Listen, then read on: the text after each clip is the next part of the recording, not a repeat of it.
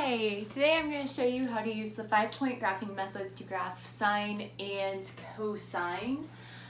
So I'm going to start out with what the 5-point graphing method is. So here's the graph f of x equals sine of x. It's just the parent graph of sine, and the reason it's called the 5-point graphing method is you're going to use the easiest 5 points to graph sine.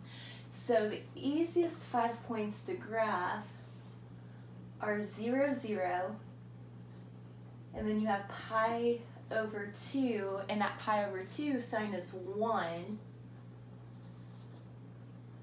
Pi, at pi sine is 0, 3 pi over 2, and there it's -1.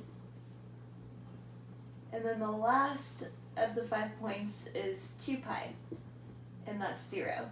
So that gives you a full period with only 5 points that are super easy to graph. Now, although those are the 5 points, I like for you to go 5 points to the left also. So let's go ahead and do negative pi over 2, that's -1. Negative pi is 0. Negative 3 pi over 2 is 1. And then negative 2 pi is 0.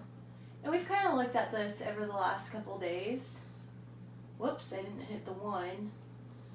But there you go. So there's sine of x, and the 5 most important points I'll highlight for you is 0, 0, pi over 2, 1, pi 0, 3 pi over 2, -1, and pi over 2, 0.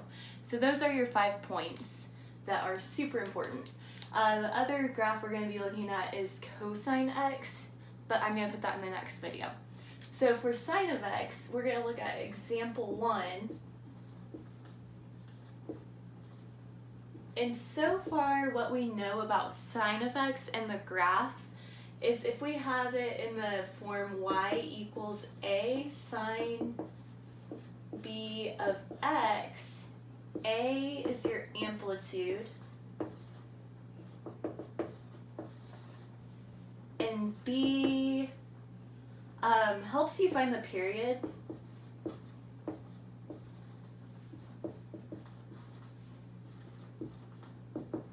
And you do that by doing 2 pi over b as your period.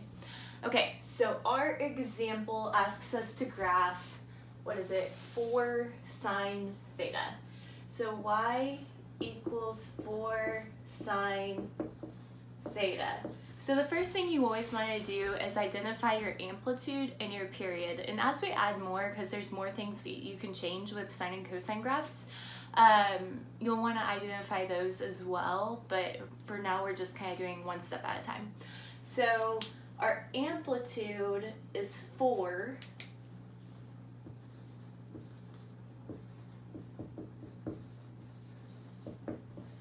and then our period, this is 1, so 2 pi divided by 1, our period is still 2 pi. Okay. So how this is going to work with our 5 points is the only thing that changes about our 5 points is the amplitude. The amplitude basically dilates it, and everything is multiplied by 4. So instead of it going from -1 to 1, it's going to go from -4 to 4, because you can see even in the equation everything is multiplied by 4.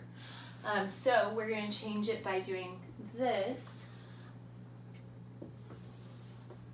I'm going to put my periods the same, so I'm going to label the x-axis the exact same way I did before.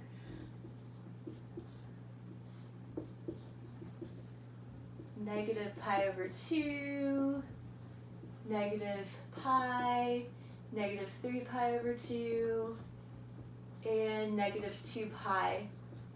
And only this time, my y-axis is going to change because I'm going to go from -4 to 4. So I'm going to put that in red because it's changing.